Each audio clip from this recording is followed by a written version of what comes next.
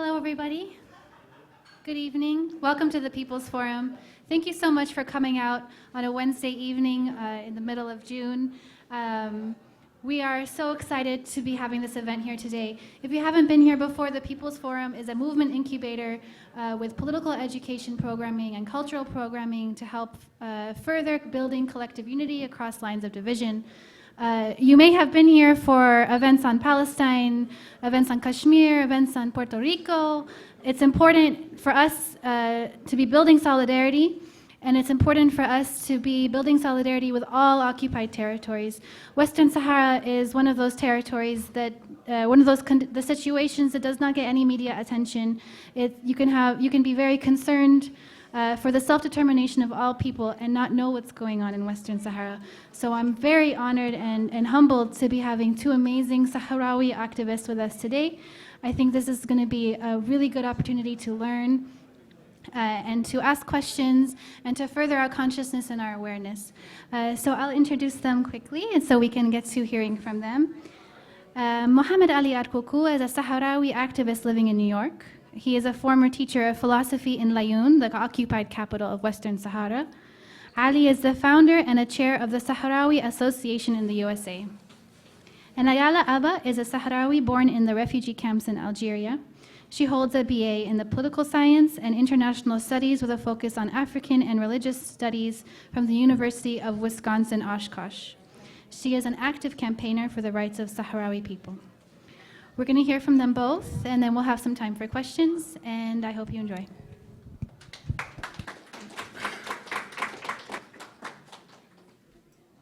Good evening, everyone. First of all, I would like to give many thanks to the People's Forum for giving us this opportunity and hosting us to talk about one of the most neglected conflict, which is Western Sahara. And to begin with, I would just like to give a lot of you, because a lot of people, they don't know what Western Sahara is. Western Sahara is an African country. Hello? Mike?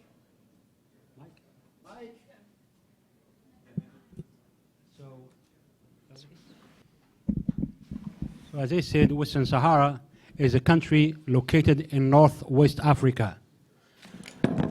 It is an African country bordered from the south by Mauritania, in east by Algeria, and in north by Morocco, and by the east by the west by the Atlantic Ocean. The population of Western Sahara is known as Sahrawi or Sahrawi. They are ethnically diverse from Arab ethnicity, some also African descendant, and also some Amazigh, some descendant from Africa too. Western Sahara has a territory of 266,000 kilometers. The religion in this territory is Islam, and the language spoken there is called Hassaniya, which is a part of the Arabic language. So this is basically what Western Sahara is as a country and its geographic location. As any other square inch of Africa, Western Sahara was colonized by a foreign power. For Western Sahara, this power was Spain. Spain was colonizing Western Sahara since 1884, and that colonization continued till 1975. While Western Sahara was under Spanish colony, it was recognized by the United Nations as a non-self-governing territory, which means that the people of Western Sahara have the right to self-determination and the right for independence. In 1965, the United Nations recognized Spain as administrative power of Western Sahara, which means that Spain has obligation under the international law of fulfilling the decolonization of Western Sahara through a process of self-determination. Of course, when Spain was colonizing Western Sahara, there was a lot of struggle of the Sahrawi about this situation. The most vigorous one was in 1970 when the peaceful movement in Zimla, which is a small neighborhood of the occupied Laayoune, This was Intifada there in 1970. The leader of the Intifada, Muhammad Ibrahim Basiri, was dead there and his body still unaccounted for. So in this struggle here, we have the Sahrawi created a liberation movement in 1973, exactly on May 10th. It's called, the acronym is Polisario, which stands for a Spanish name, El Frente para la Liberación, el Frente Popular para la Liberación de Sagia al-Hamra y del Río Douro. In English, which is the front for to liberate Sagia al-Hamra and the Río Douro. Sagia al-Hamra and the Río Douro are two regions. Sagia al-Hamra is in the north, and the Río Douro is in the south, as you could see in the map. So when the Polisario was founded by our leader, God have his soul right now, it started immediately after 10 days a war against Spain, which means in May 20th we start the army struggle against Spain. In the beginning, the Polisario targeted a small Spanish post, and that's when they start picking up weapons and also recruiting some of the Sahrawi who was working with the army. To go back a little bit in history, in 1965, as I said, was asking for the decolonization of the Sahrawi of Western Sahara. Spain, under a lot of pressure from the militia of the Polisario, in 1974 they declared that they will organize a referendum in Western Sahara and give the right of the people of Sahrawi to choose freely the fate of their country. Here, what's happened and how this part of the world did not have the same path of decolonization like every other part of the world. In 1974, Morocco and Mauritania, they both opposed the held of the referendum in Western Sahara by Spain, and they claim that they have sovereignty over the territory of Western Sahara. What happened? Morocco asked the International Court of Justice to issue on the matter. Of course, the International Court of Justice issued on the matter and stated clearly that there is no sovereignty tied between neither Morocco nor Mauritania to justify not holding the referendum. Therefore, the people of Western Sahara have the right for self-determination and independent like every other country in the world. Morocco did not accept this. On October 31st, 1975, Moroccan troops start invading the north of Western Sahara from the north, especially from Mahbas and Farsiya. That's when the Moroccan troops start invading. I said on October 31st. On February 6th, the Moroccan king orchestrates one of the so-called March for Western Sahara.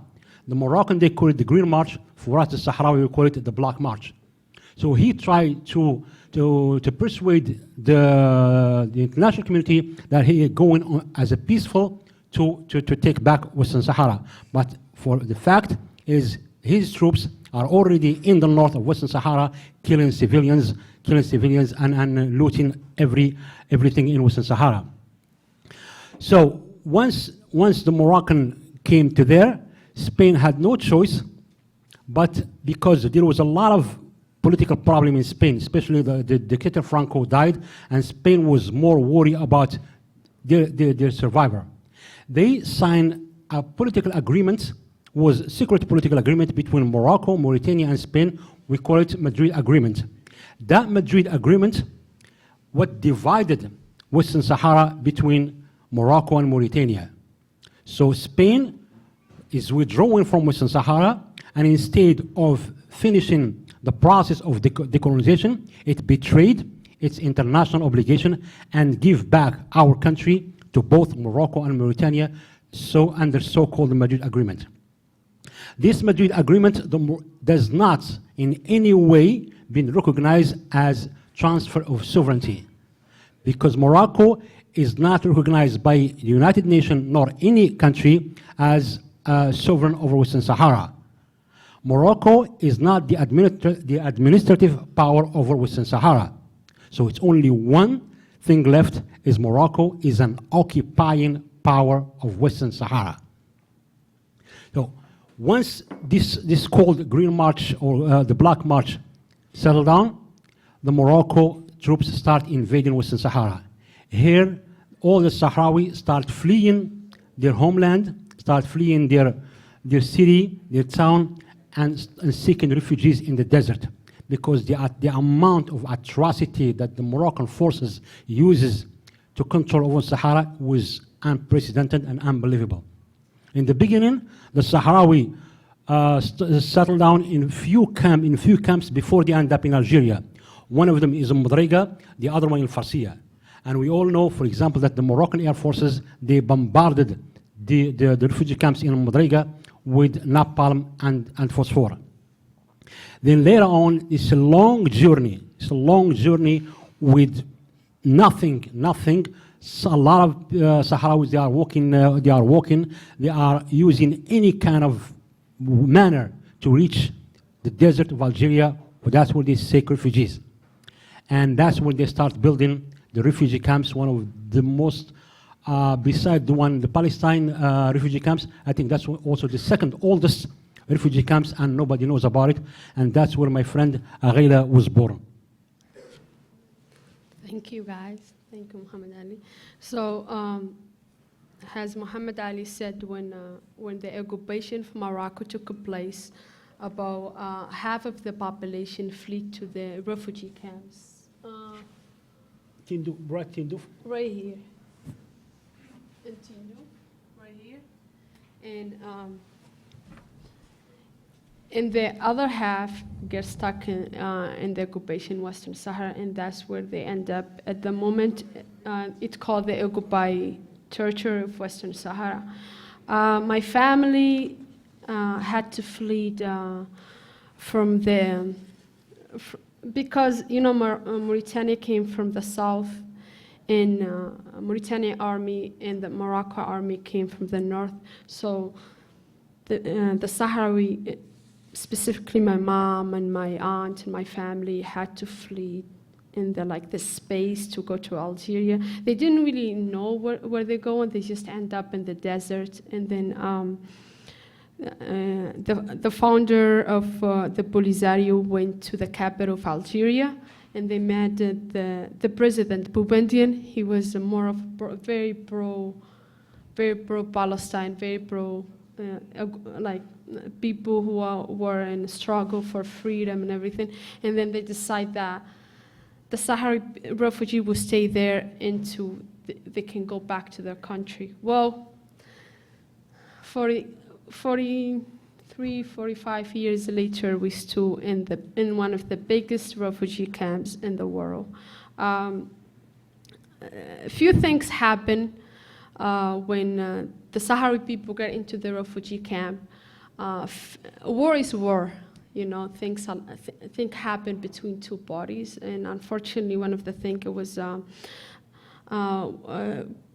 bunch of Moroccan came to the refugee camp, pretended to be a doctor, and they gave a shot, and they were poisonous shot, and a lot of kids die in that time, and two of my uncle were twin, and they die.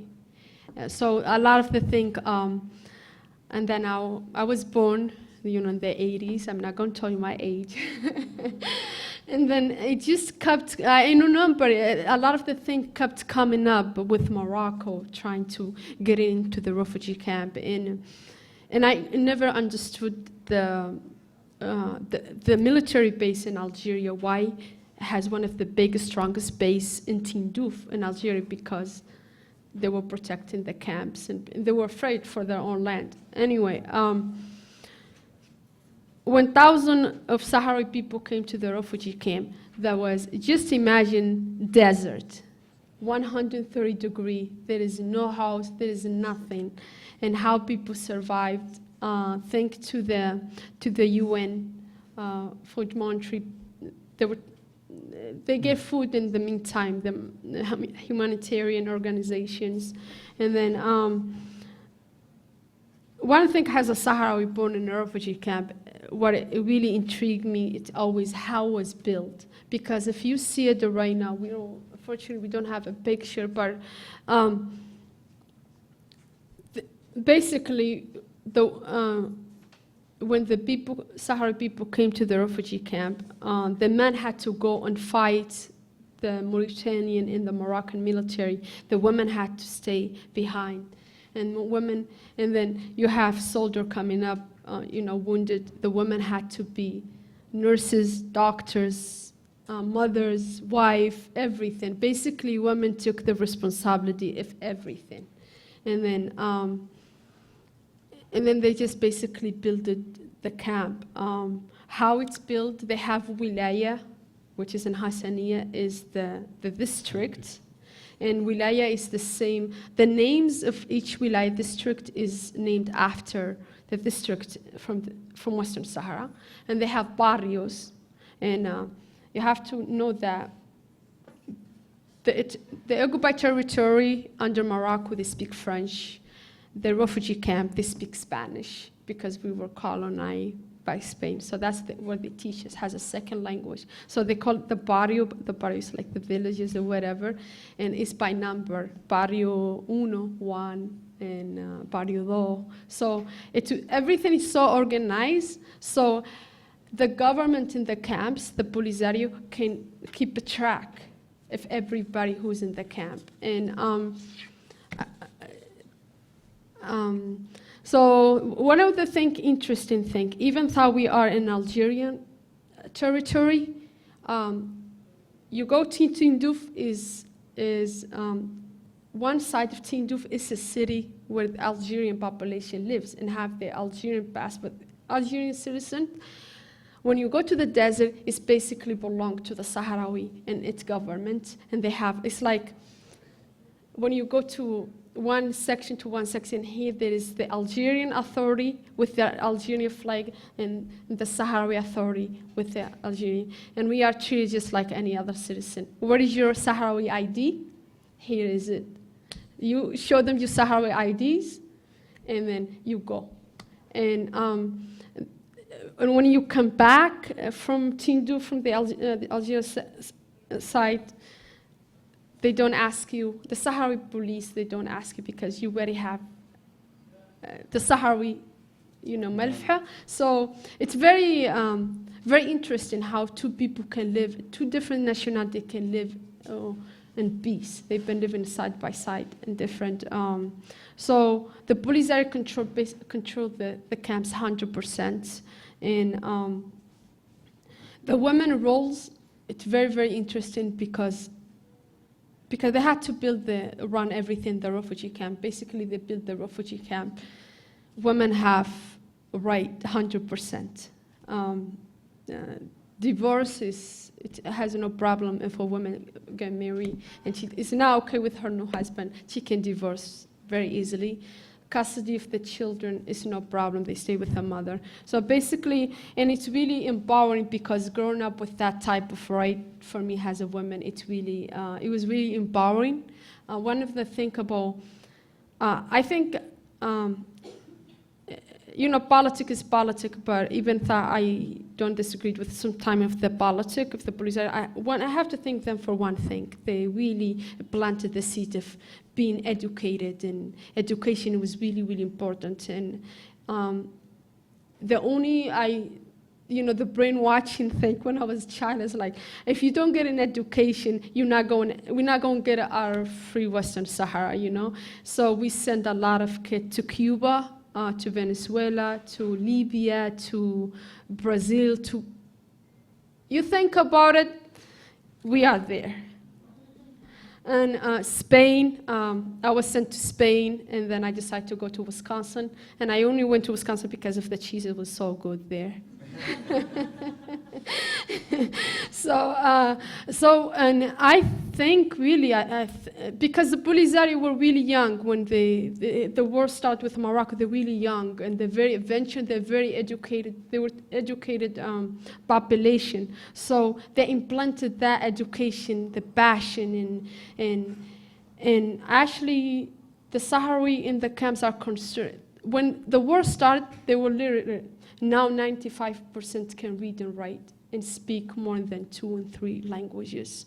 And we have kids go study boarding school in Algeria, everywhere. And honestly, when you go to the camps, very interested, the second, third generation is so mentibal. And the culture is a little bit shocking because you have a person like me who grew up all in the Western world, and I go there and it's just like so shocking, you know? But that's the beauty of it, because we have so many hundreds of kids like that. And one of the best doctors we have them are from Syria. We had a lot of Syrian doctor who train in Syria. We have from Cuba. So I think education saved us, and that big play a big role in the camps. And that's actually, has a population, has a refugee. That's really what saved us from a lot of things. Like maybe if we didn't fed ourselves with education, we turned to violence, you know, and I think that saved us from a lot of things. I explained the structure of the camps already. The social aspect. The camps are very socially, people are very, very passionate. People sometimes get scared of me when I talk to them about something. They were like, "You're so passionate," but I'm like, "But that was how I was raised," you know. And it's very important for us, personal freedom, independent. One of the things in the camp, and I think the women in the camps and the government, that people are very, very free to express their opinion, to write, to everything, which is really interesting. That our neighbor in Algeria don't really have that type of freedom. And my little bit of my experience, as I mentioned, I was born in the refugee camp, and I grew up in, because of my passion of education and pursuing my education, I moved to Spain, and then I went to Wisconsin, and here I'm in New York. And I think the conflict has a person in refugee camp. The conflict affected me on a very personal level, because basically seeing my fellow Sahrawi growing up in the refugee camp, 130 degree, we are independent and humanitarian. There's some time, there's no job, no way of living. And another situation was that during the war, my dad was killed by the Moroccan. So growing up without a father, it was really difficult for me. So right now, as a Sahrawi woman, as a refugee, I'm very proud of where I came from, and how the refugee camp can really give you that compassion, that empathy for human being. And for other situations, you can look into the Palestinian situation, the Syrian situation, and other Kashmir situation. You can see, wow, I can identify that. That really touched my heart. I'm like, man, I wish I can free them, because you can relate to them. And just trying to be, a voice for my people, trying to teach people like you and say, hey, we exist, like we are here, And well, thank you, Aghila. So this was a great perspective that to mention here is one of the most amazing experience of the people's struggle is how the Sahrawi women built the refugee camp from scratch. It was really unprecedented and amazing. And for that, not only the structure of the government, not only the establishment, but also how the continue of the identity of the Sahrawi identity in that hard desert. It was really, really amazing. So I go back to what I was saying when Morocco controlled the north of Western Sahara and Mauritania controlled the south of Western Sahara. Of course, the Polisario have to fight on both sides. The Polisario in the beginning decided to fight Mauritania vigorously because Mauritania was a weak link. The government of Ouaddaïda was very weak, and the Polisario were able to fight inside the Mauritanian territory. They hit Zouirat, which had the iron mine of the Mauritanian. That's one of their source of economy. They even went all the way to Nouakchott fighting there. And that's where we lost our founder, Wali Mustafa Sayyid, God have his soul. Mauritania was forced to withdraw from Western Sahara and sign a peace agreement with the Polisario as a legitimate representative of the people of Western Sahara. Later on, Mauritania, they will recognize the Sahrawi Arab Democratic Republic, which was established in 1976 in February. Once Mauritania signed the peace agreement and withdrew from the south of Western Sahara, Morocco invaded that part again. So by 1975, Morocco has control over most of Western Sahara. So the war vigorously going to be fought against Morocco. The Polisario was using a tactic guerrilla against Morocco. They just hit and run. They had the capacity, first of all, of knowing the land. They know very, very well how to just hit and run. And they were counting on taking POW or also taking arms and weapons from Morocco. This fight here gives the Sahrawi fighter an advantage. And the war was really in the favor of the Sahrawi. But what happened and how the war was tilted to the Moroccan favor, it was because of some logistics given by the Americans and by the French government, and they advised Morocco to build a wall that's you saw that line, what do you call that line? That line, that when they start building that wall, 1981 to 1987, how they finished that wall. That wall is one of the biggest landmine on earth. It's very fortified by a landmine, and that's when the Morocco tipped the war on its favor. But still, it doesn't mean that the Polisario didn't fight. They fought vigorously, and that's why they bring Morocco to their knees, and they accept the peace plan of 1991. This was a peace by the African Union and the United Nations. So 1991, so between 1975 and 1991, there was a very bloody war that ended up with a lot of thousands of people killed and a lot of POW from both sides. The irony that Morocco at that time never recognized that the Polisario is holding some prisoners of war, and also they never want to identify that he has some Polisario fighter in their jail. We try hardly to have the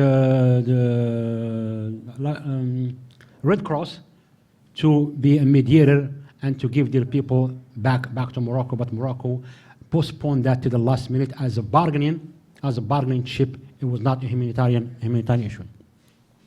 So here, during that time, and I might say something that will really offend you, and I'm sorry, the language that I'm going to be using is really bad, because what happened from 1975 to 1991, Morocco committed every atrocity that you could imagine. There are more than 350 people, children, women, and men who died in secret detention facilities.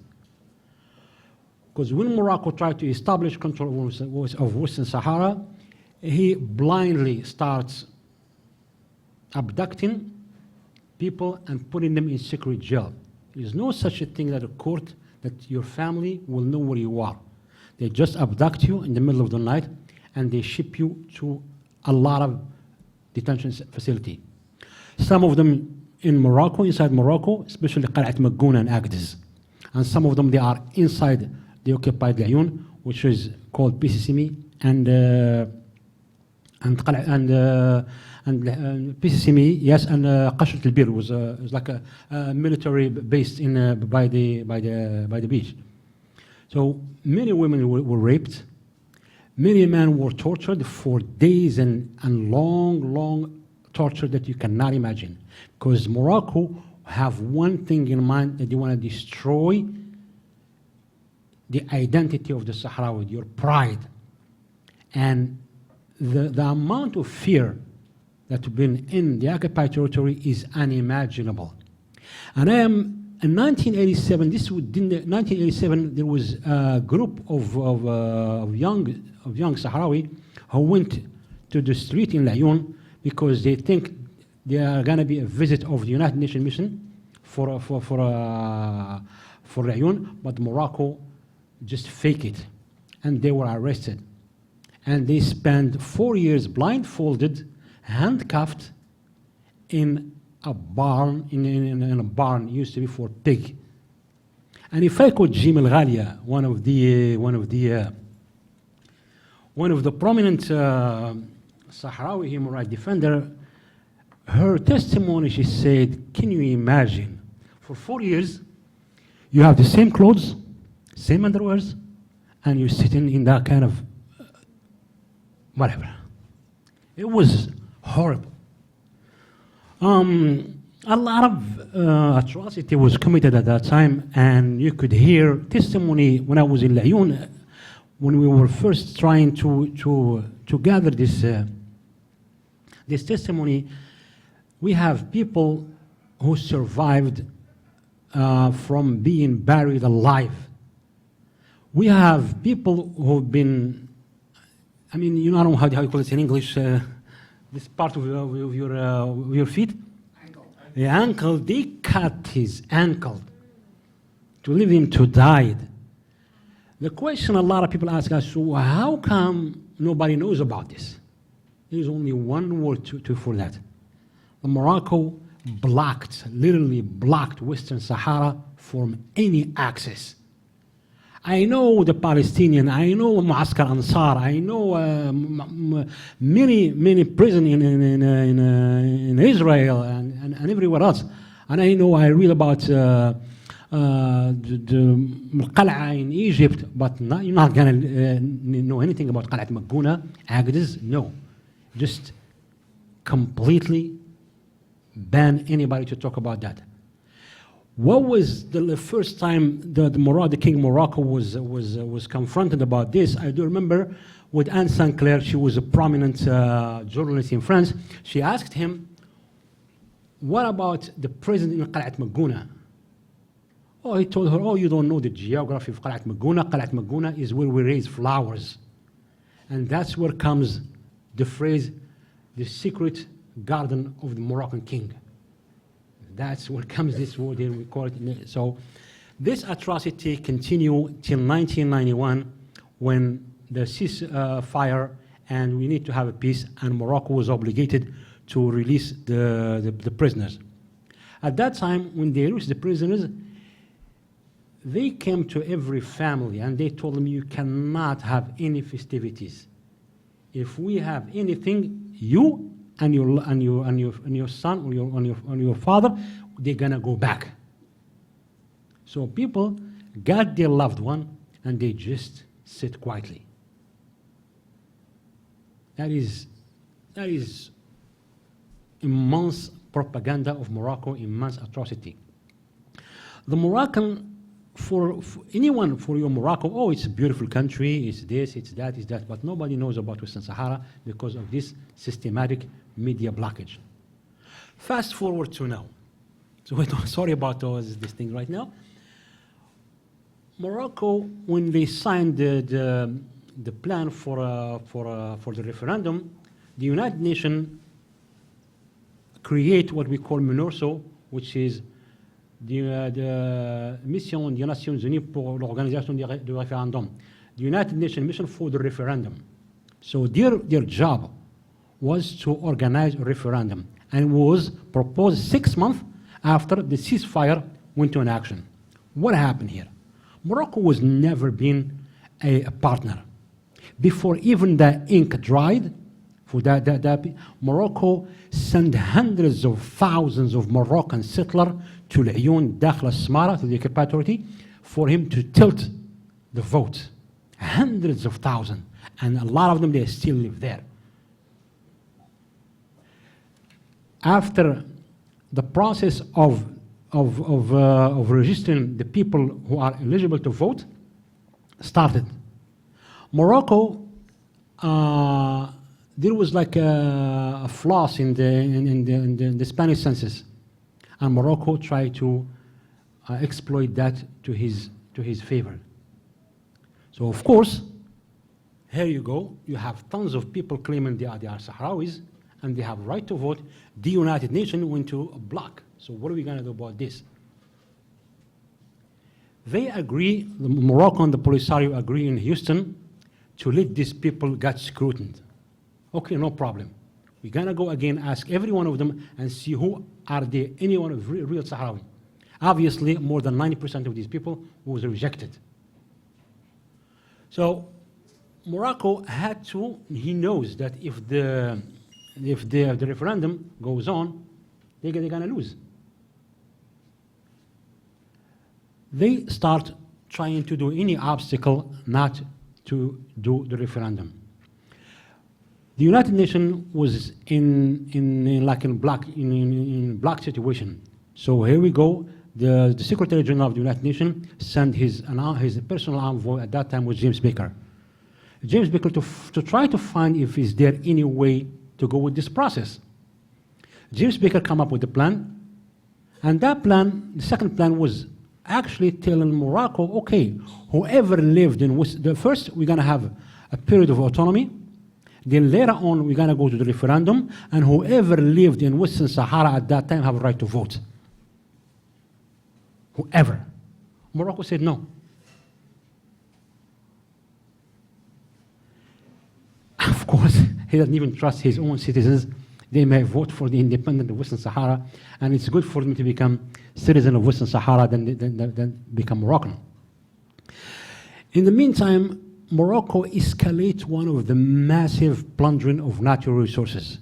Because before 1991, the president of Morocco is not very effective in Western Sahara. So because of that ceasefire, how he's gonna exploit the situation and bring more equipment to the Port of La'youn, Dakhla, and develop a big machine to exploit fish, phosphate, and vegetable. That's how Morocco has never been a peace partner. So right now we are in a stalemate. The situation is blocked. Why? Because the United Nations cannot force Morocco for anything. They try to find what they call a mutual acceptance solution. For that matter right now, the Sahrawi people still believe in a peaceful way of solving this. But trust me, it depends who you're talking to. A lot of young Sahrawi people, they said, you know what? We're not gaining anything from this peace plan. Best thing to do is just we go to war. We gain war, that's what we gain our pride, and that's how we're gonna force Morocco to solve this problem. Of course, Western Sahara right now is in a geographic place which is very, very fragile. Very, very fragile. With Sahel, it's open to everything, from drug trafficking to terrorism to anything. And every time Western Sahara the Sahrawi cause find itself in interaction of international crisis. In the beginning, in the 70s, America supports Morocco because they think Western Sahara will be a pro-Soviet country, and that's why they support Morocco. Right now, France is blocking any resolution that could affect Morocco and Western Sahara because they are benefiting from economy in Western Sahara. The United States of America, the status quo, as long as there is peace, it's okay. But in what price, and who's paying the price for that? We as Sahrawi, whether in the occupied territory or in the refugee camps, we are the one who pay the price daily. And I thank you very much.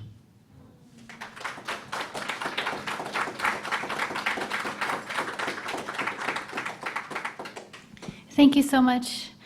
We have time now for some questions. I have a question to start us off, and then we'll come around with the microphone so that we can catch it on the recording. So if you do have a question, please raise your hand and we'll come around. My question for you is, what's happening now in terms of popular resistance and struggle and protests? I know there was a mass movement and encampment in 2010 that kind of started the wave of the Arab Spring. Maybe could you talk a little bit about the current iteration of the struggle and what's happening within and outside of Western Sahara?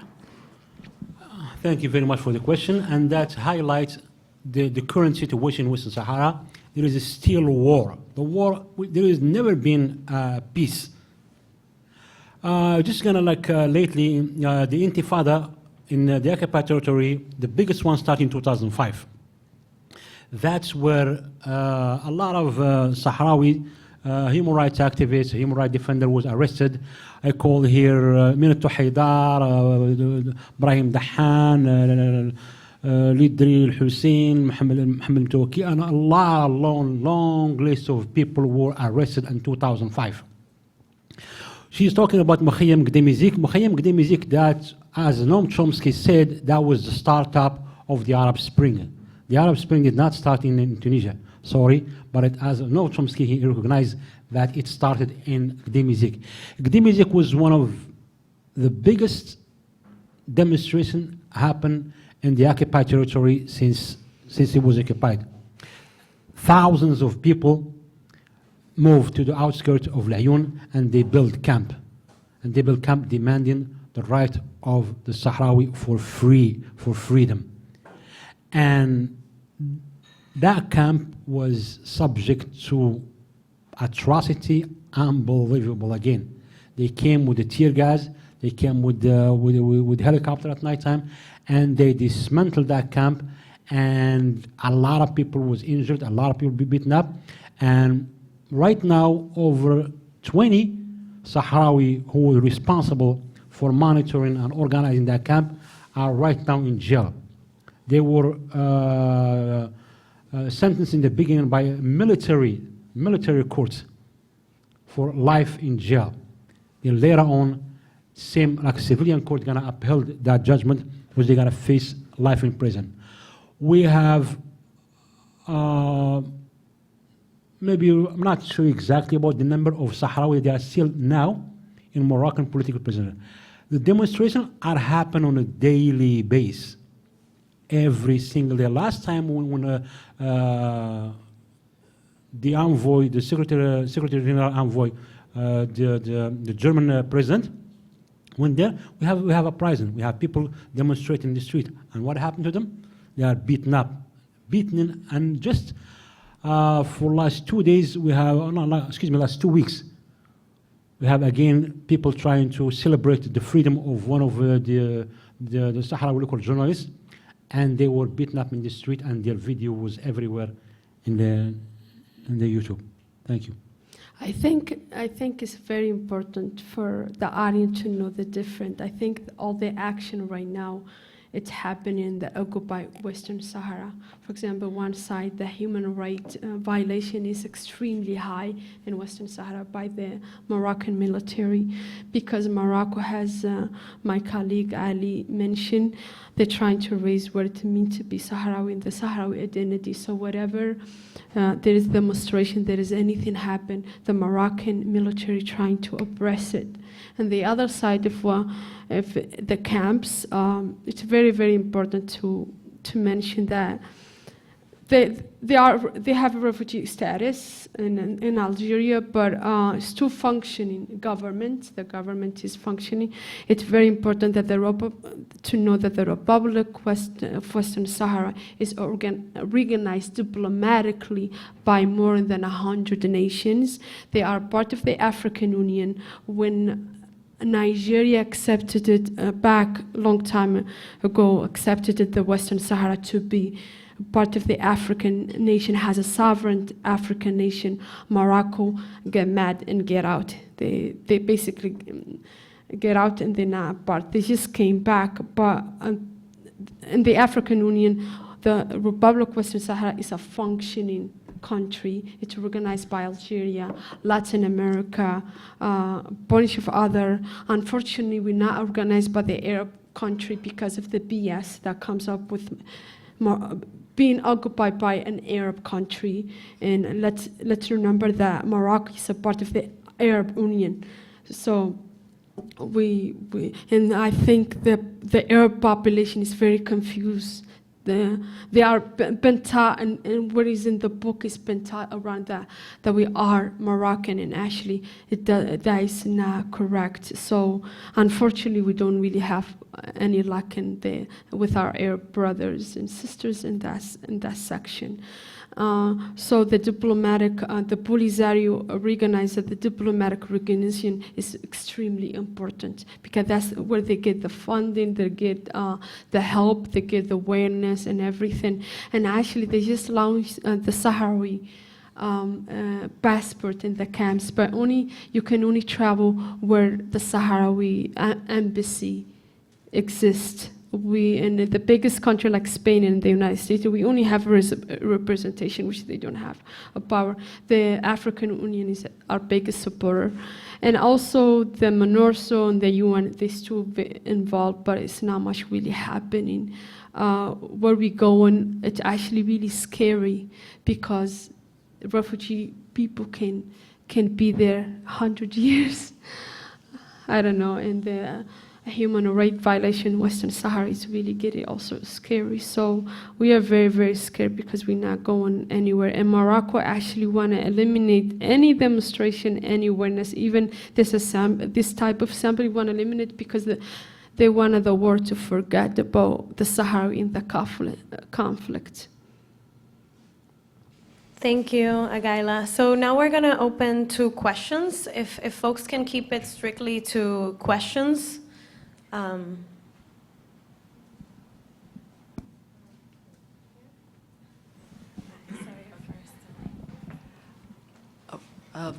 Is there any solidarity and cooperation with Hirak Rif and political prisoners like Zif Safi?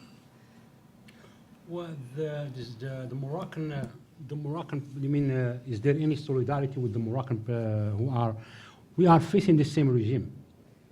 We are facing the same regime, and we see that since day one. We never had a problem with the Moroccan population. As a matter of fact, my wife is from Morocco. And she's an amazing lady. This probably never been with, and the Sahrawi also shared jail in Qal'at Maguna. There was Moroccan in the secret detention. They also share a lot of cell jail in Morocco. So we do have a great support for the political prisoners in Morocco. And there are some Moroccan who were jailed because they were supporting Western Sahara. So. Any other questions?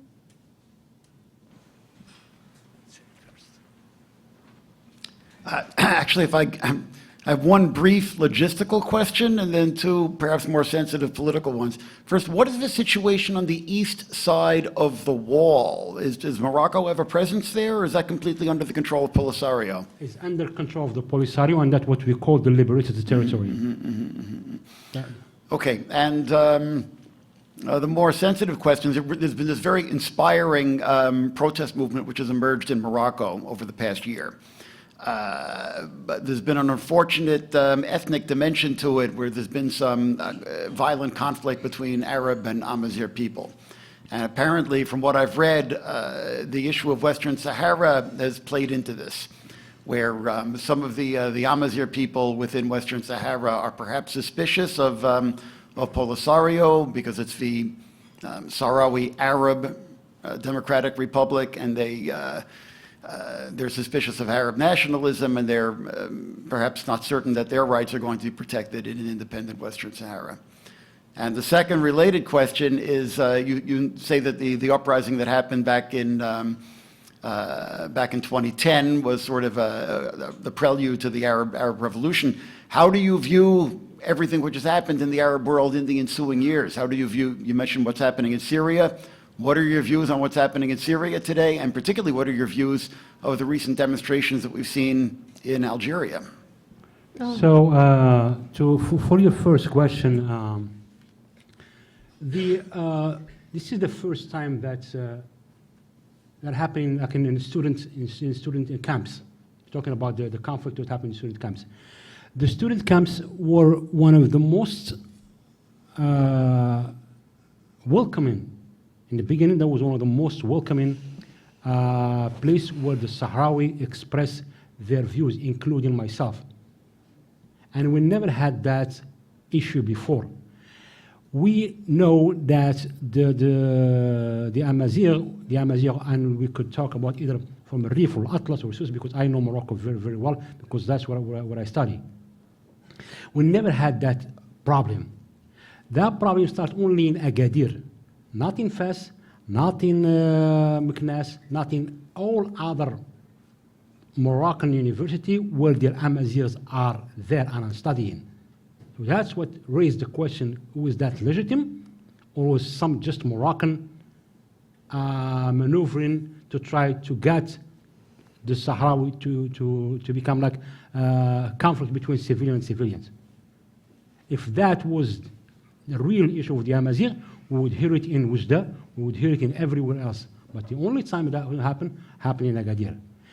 To answer to your question, to what happened in the Arab world, because that thing I'm not really so crazy about using that word, because in every country we have Arab, Kurd, Amazigh, we have every other thing. This is the word Arab to me is between million parentheses. So that's my point as Muhammad Ali Al-Kuku.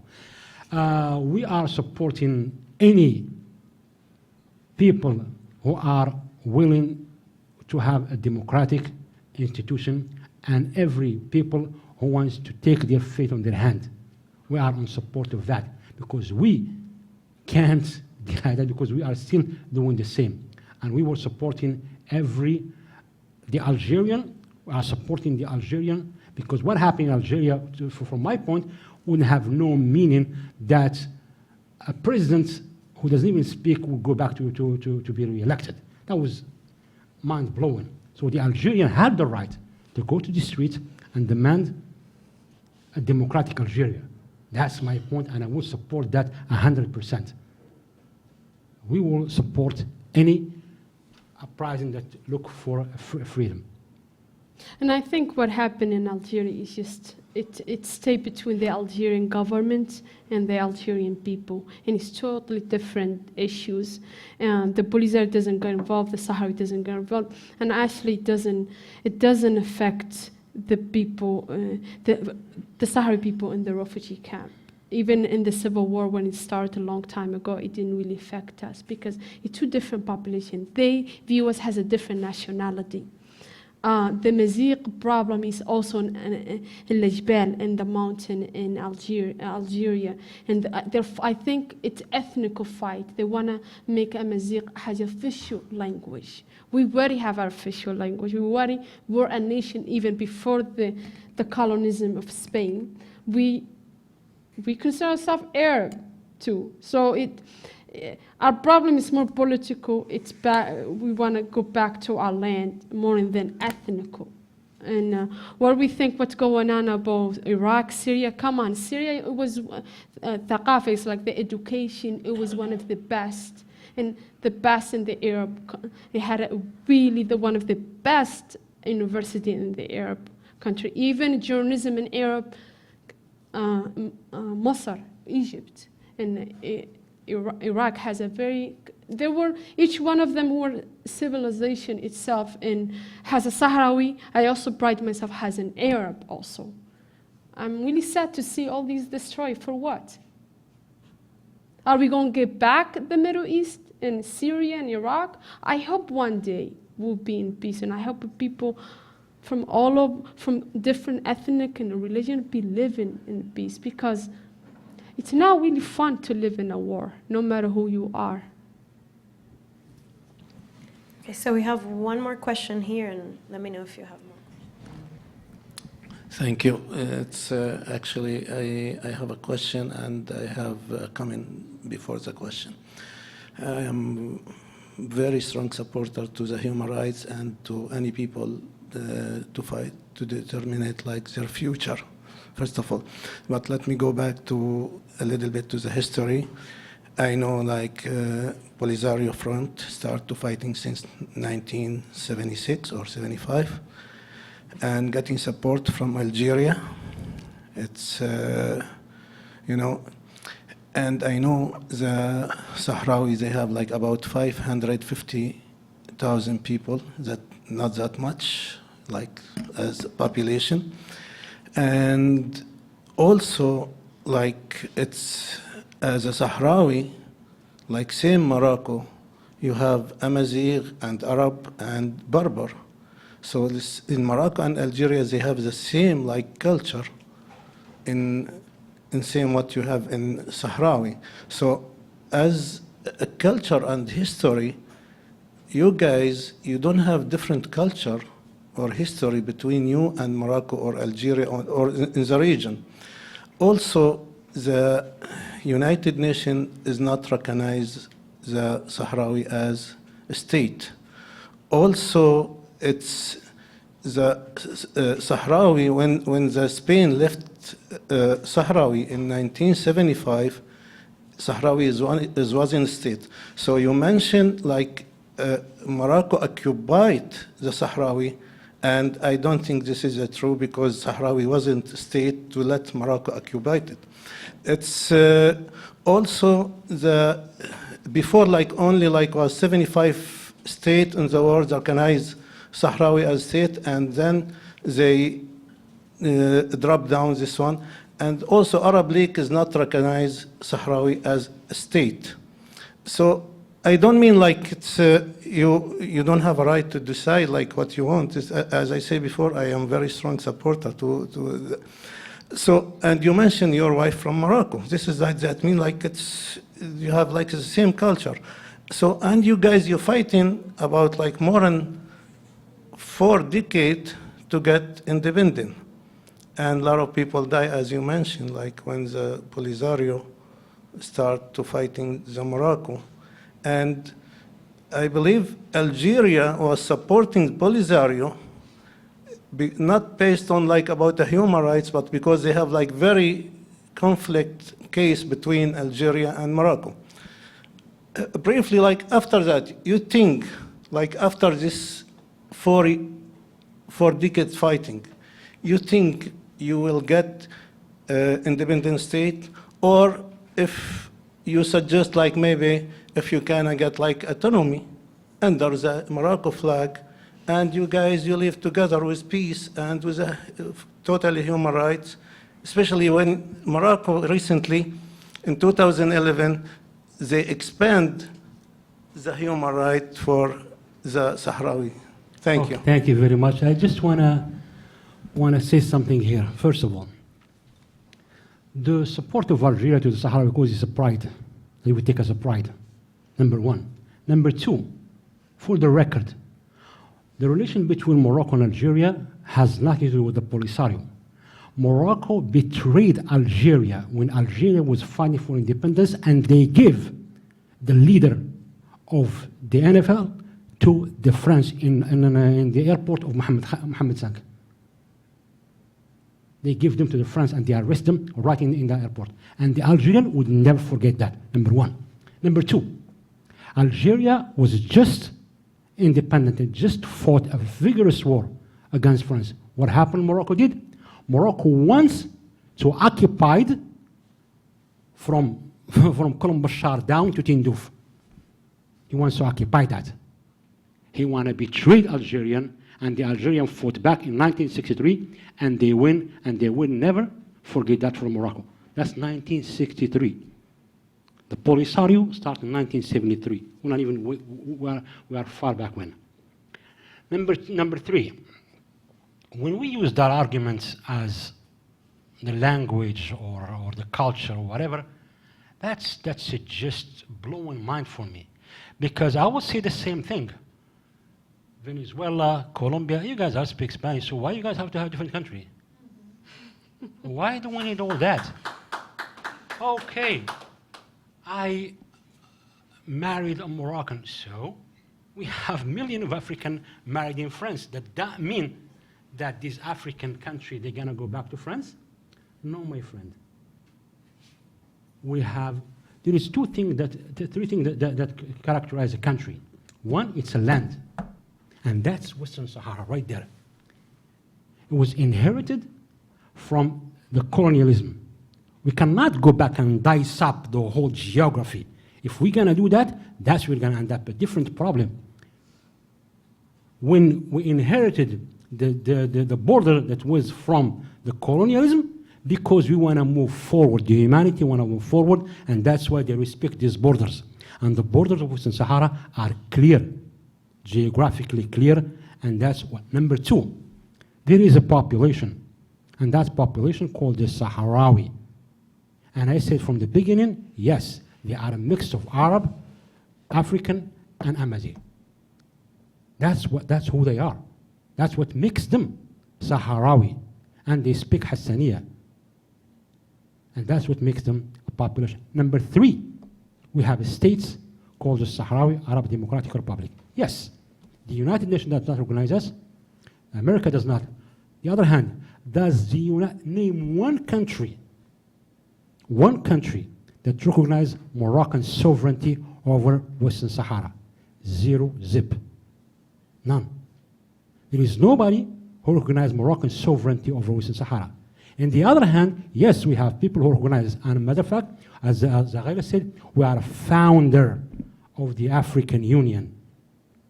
The Sahrawi Arab Democratic Republic is a reality that's been since 1967, and it's been built up to today. That's not gonna go away. And if up to today, we still under so-called the decolonization process. In the UN, Western Sahara is listed as a non-self-governing territory, and it's in the agenda of the 4th Committee of Decolonization, and it's in the agenda of the C24, which is the Special Committee for Decolonization. Decolonization. And when we see what is the administrative power of Western Sahara, there is no country. There was only one, Spain. Thank you very much. And I think what our brother mentioned here is I think I've been asked a lot your question, I've been hear your argument a lot, but unfortunately is from the Arab world, and that's where they've been taught in school. That's I think that's the propaganda that Morocco trying to preach, and there's no fault in it, but autonomy. My blood get boiled when I hear that autonomy. Everybody has the right to have their own opinion, especially in politics. But let me tell you, as a Sahrawi who lived in the refugee camp, who see my family has a refugee camp, you're not going to tell me who I should choose. I can travel as a Sahrawi, and I made peace about it. I travel with an Algerian passport. And I'd rather actually die or say I'm an Algerian, which when I meet an Arab person and say, where are you from? I say, I'm Min Jazair, even though I'm Sahrawi. And because I don't want to hear the same argument as you, brah, because it's not fair. I'd rather travel with a different passport. And culturally, we are very similar to Mauritania, if you understand where it comes from. We speak the same dialect, I'd rather carry the Algerian passport and then being a part of Morocco, having identity where doesn't belong to me, it doesn't belong to my soul. And I think that's the argument that Sahrawi and any Sahrawi can agree with me. And really sad that the narrative in the Arab world when it comes to Western Sahara, Morocco, is very wrong. It favors Morocco. The Arab League doesn't accept us because has African Union favored Western Sahara, the Arab League favored Morocco. And I think it's very, very important. It's not about politics, it's not about the land at the end of the day, it's about the identity in who we are as people. As the Syrian people have the right to be Syrian, Iraqi, Iraqi, Muslim, everybody, I think we have the right to be Sahrawi, and as we see it fit for ourselves, and we choose our own right our right. And now Morocco trying to raise our identity, and actually to correct the narrative, who we are as a people. And I think that's what me and Ali are here to correct the narrative and show the world who we are as a people, just as a people. The politics, we leave it aside for another day. Thank you, guys.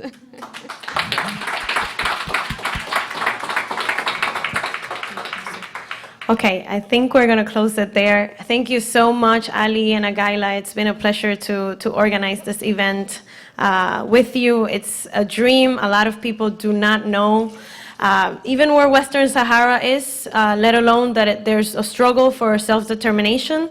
So thank you to everyone that came. I have one more announcement. This is not just one of teaching.